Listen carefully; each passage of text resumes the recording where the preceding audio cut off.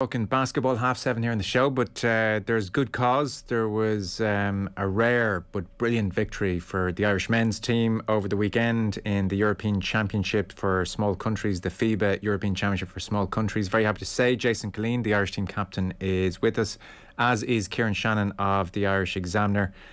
Kieran, a few things on this. The FIBA European Championship for Small Countries.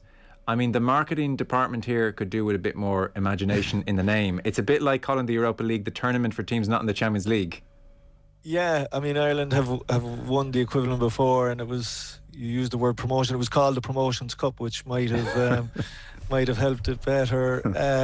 But I suppose it just gives an idea of where the sport was coming from. Ireland would have had a national team playing in European qualifiers ever since the 1972 Olympic qualifiers, and unfortunately in 2009, because of the financial crisis the association was in, it was in over 1.2 million debt. The decision was made, and Jason would have been just starting out in his career at the time. The decision was made to withdraw the national teams. It was felt that we couldn't afford to have senior national teams with all the expense that went with that.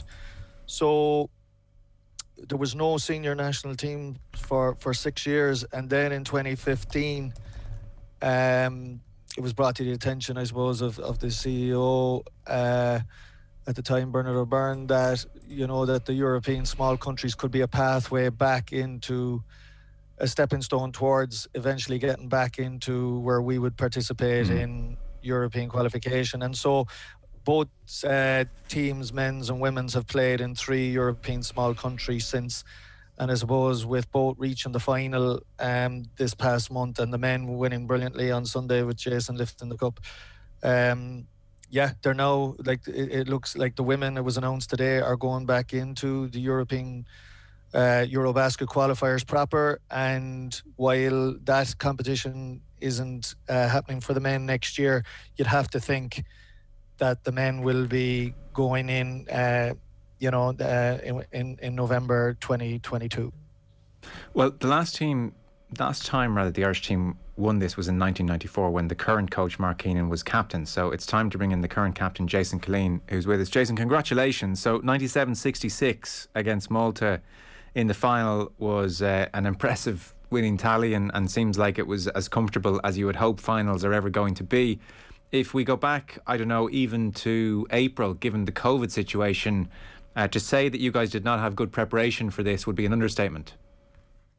Yeah, there was definitely a big mix. This tournament originally was supposed to happen last June in 2020, and it was pushed out until June of this year. And then, as you say, it got pushed out again till August. But the fact that we could just have it at all, and the job that Basketball Ireland did to host the tournament here in Dublin under the current conditions was just incredible. I mean, we were all delighted to be back on the court, delighted to be training together, and to have that goal to look forward to was something special.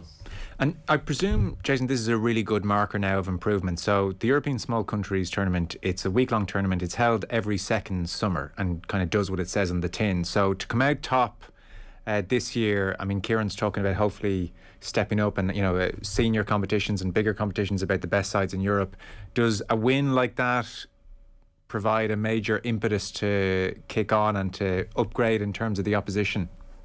Well, it does. I mean, you talk about the result there in Malta, but it was similar results all week.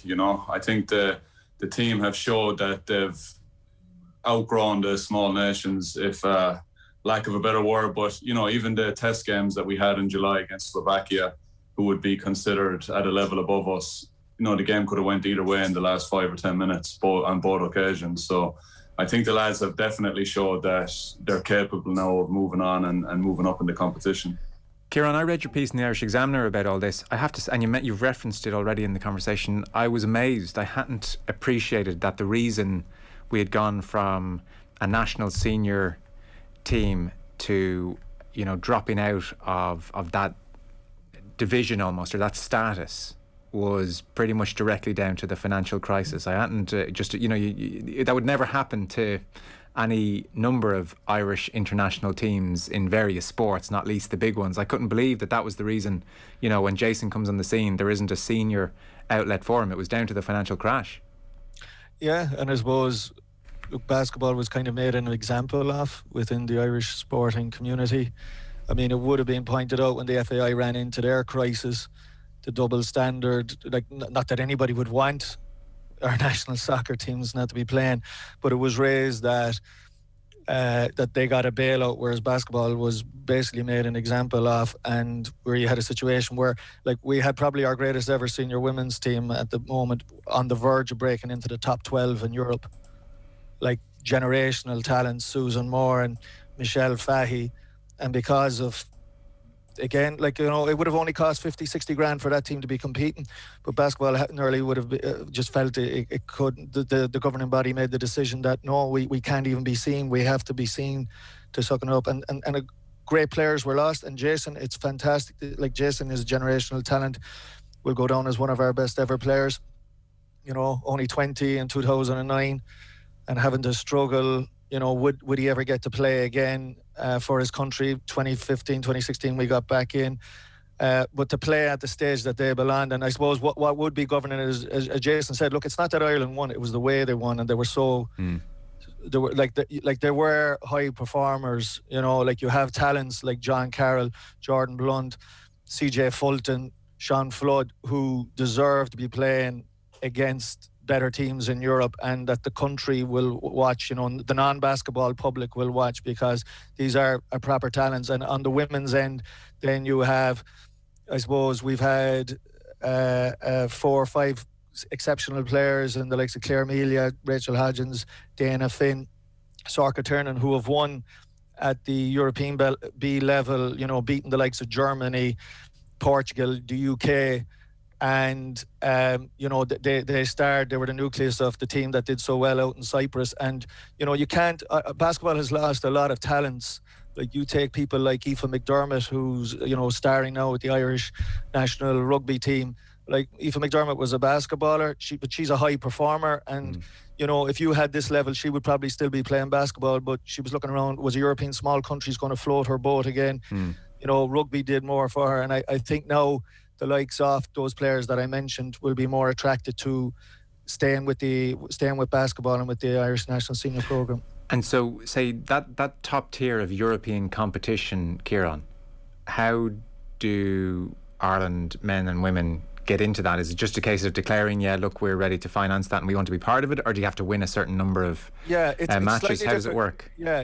Before it would have worked where Ireland would have basically worked in you basically had 3 tiers in Europe, and Ireland were operating in the B level, right, basically, and we're very close. The men were very close to making the top 12 in Europe, breaking into the A level in 2005, right, and the women were there in 2009. Now it's going back more to like how soccer works, where you have, let's say, Ireland, Germany, Portugal, and then you'll have Gibraltar. Are you with me in a European qualifiers? Yes. If there's no tier, so that's what it's the equivalent of now. And I suppose Irish basketball will be seeded. If there's a group of 4 at the moment, we'll probably be 4th. The next year or two could be rough for both teams, but long term, it's where you want to be, and then you qualify for the Eurobaskets. Okay. Basically. And so that could mean the likes of France or Spain or teams we saw at the Olympics suddenly, coming to Dublin, or vice versa, and the whole thing might thrive. I mean, it's talk about bad timing, Jason. You must have been fairly frustrated, to put it, nicely. Your best part of your 20s and no senior outlet because of the financial crisis. That kind of sounds like a ridiculous state of affairs and horrific timing for you. Yeah, like you said, it wasn't great timing. I made my senior debut back in 2007.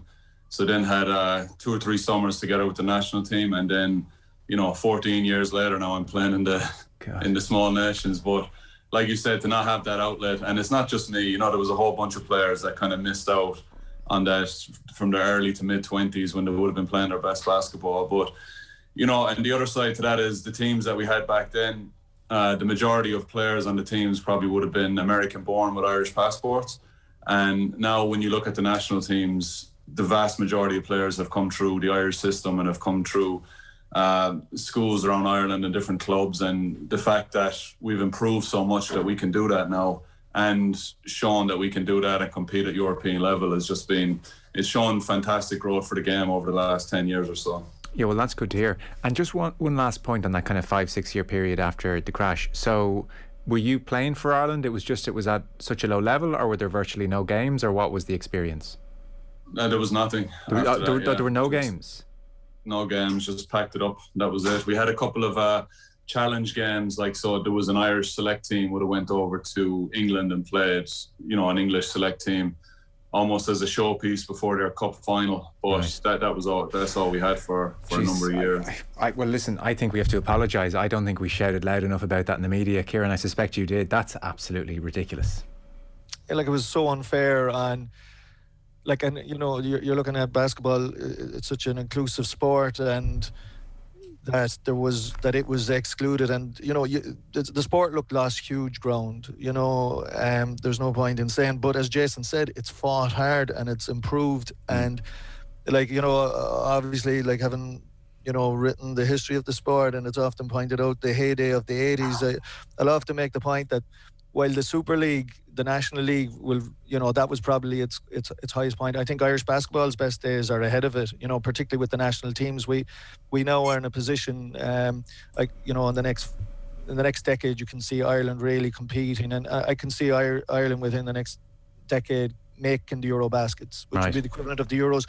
And basketball is the second biggest team sport in the world and in Europe.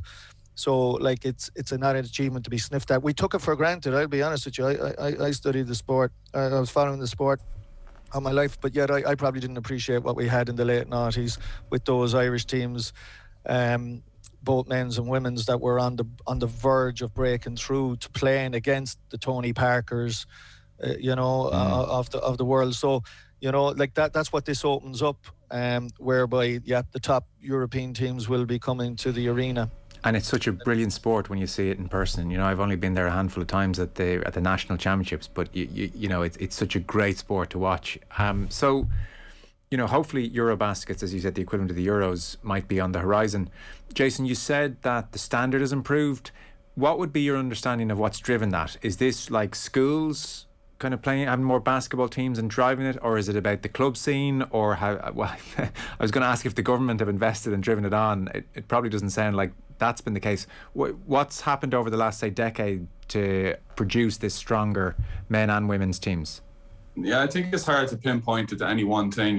When you look at our elite players now, you have so many players from Ireland that are gone to America, for instance, and they're following different routes. Like I would have went to high school in America when I was 16, and there wasn't a lot of people did that before. Now there's kids, you on your resume it says you're playing in Ireland and you have your stats or whatever, and it's starting to hold a little more weight overseas. So there's tons of players gone to play high school, prep school and college in America. And now I think for the first time we're seeing players go to Europe to play professional as well. So you have the likes, like you said, Sean Flood, John Carroll, Jordan Blount, there's Adrian Sullivan. There's so many lads that have went to Europe to follow professional careers, and I don't think that was really heard of back in the day. I think just the level of everything has gone up. The level of coaching has gone up. The influx of different people coming into the country, bringing basketball with them as well, has been huge. And I think there's a real appetite for basketball now, and the support that we got over the last week has, it's been incredible.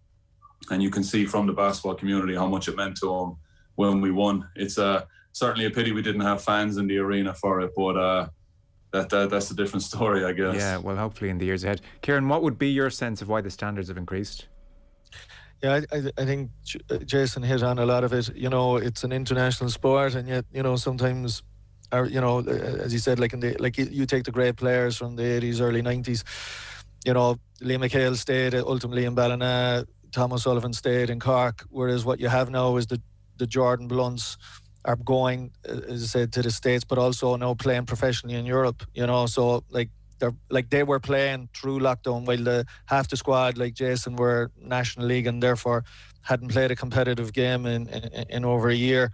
Those guys are pros; they are living it, and therefore, you become better. So we have more professional players because we have, let's say back in the day, again, it was pre-Bosman ruling, whereas now you have an Irish passport, you have a European passport, so you can play with a team in Spain, Germany. So that's a big factor in it, that we have more players willing to go. And they see a pathway, and Basketball Ireland is providing better pathways. So, and look, this is a huge pathway, that this is the carrot up at the top, because again, it was something we didn't have for the last decade. So the news going forward is that club teams will be allowed train indoors from next Monday, and the National League commences in early October, we should mention. And I know, Jason, for your own preparation for the tournament just won at the weekend, there was serious lobbying done just to get you guys training from kind of April. So club teams are back from next Monday. However, it doesn't seem, Kieran, like there's any great roadmap for children or the average adult club player, or has that changed? Yeah, like it's still very ambiguous. Basically there was no clarification on that within the statements issued by Basketball Ireland regarding the national teams going back to Eurobasket qualifiers or the Super League. But just reading between the lines, it seems that the government will be issuing a new roadmap at the end of the month, which will have to include indoor sport, because it has been neglected over compared to the outdoor sports, and particularly the big three. And basketball had to fight very hard to get, even as Jason said, the national teams back. Now it's got the National League teams back. So it is important, because the worse the weather gets, and look, the summer has been very patchy with the weather. So even outdoor sessions, particularly on a wet surface, like it's tricky to use. It's not like being on grass and playing the other sports.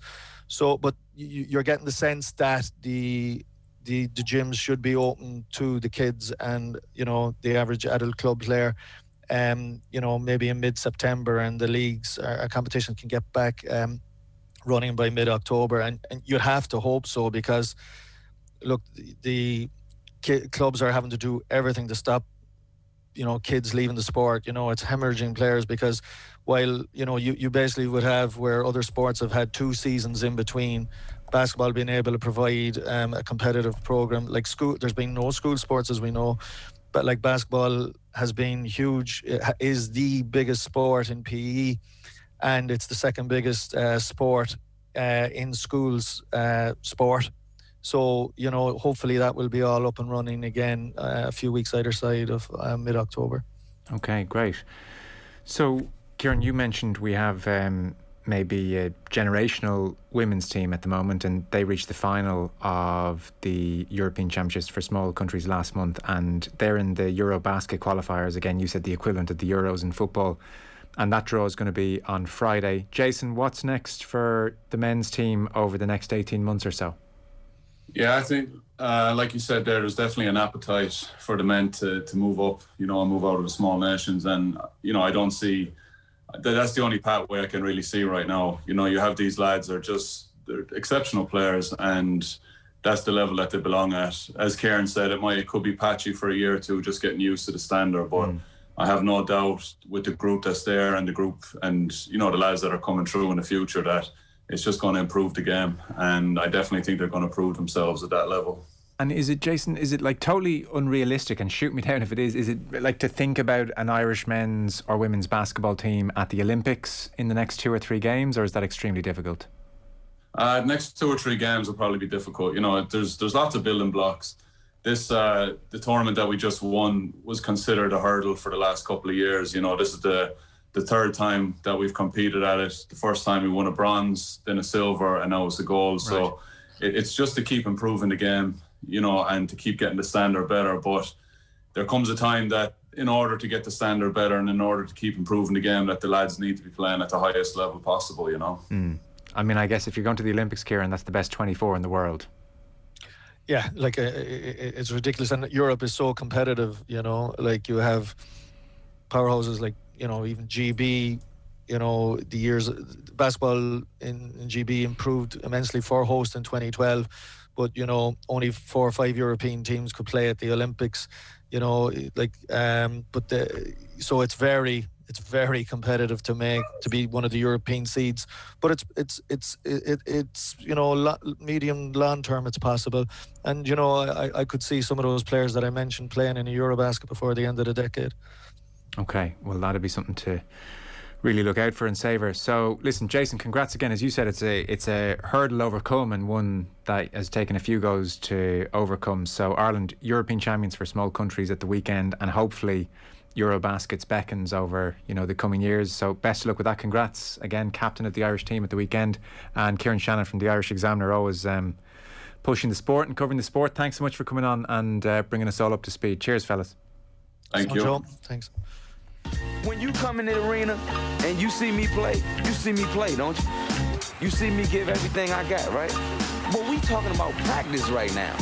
We're not even talking about the game, the actual game, when it matters. Iverson, the crowd on its feet. Allen for the win! Yes! Lillard, long-range three. And it's good! Damian Lillard! Are you kidding me? LeBron for three for the win. Yes! LeBron James at the buzzer. Curry way downtown. Bang! Bang! Oh, what a shot from Curry! Michael with no time left. Firing. He got it! Michael at the horn. He did it again. Cannot tell a play. Oh my goodness.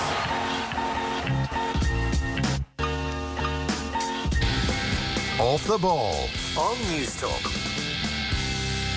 Sean, what's that thing going round the garden? That is our new Husqvarna Automower. Automower? Yeah, it's a robotic lawnmower from Husqvarna. Cuts the grass automatically, has GPS tracking and an app. Even works in the rain.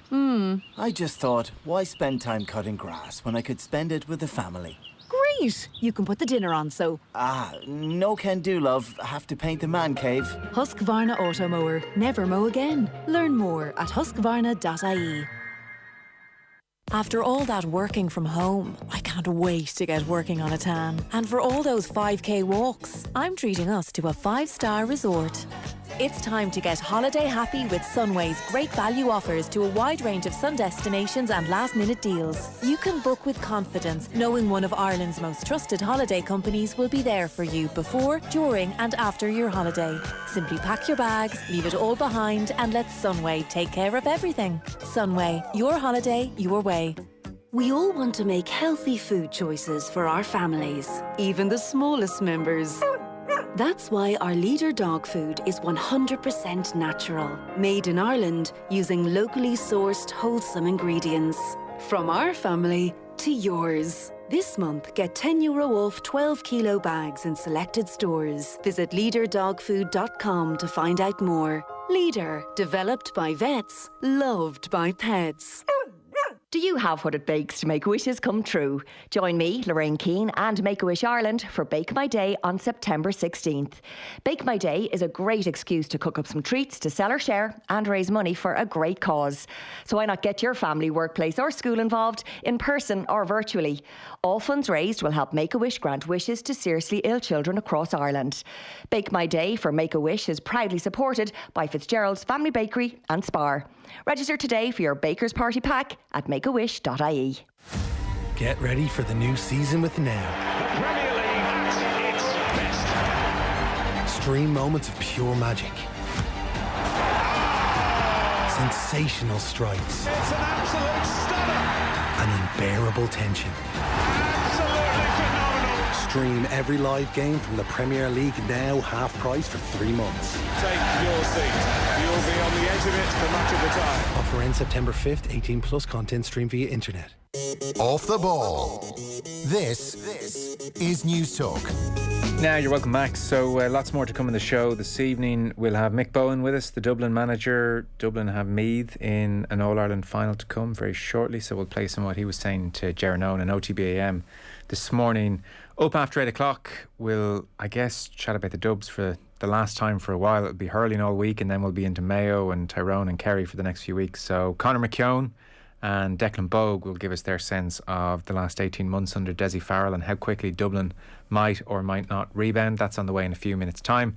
And then, of course, Damien Delaney will be with us after 9 on The Football Show.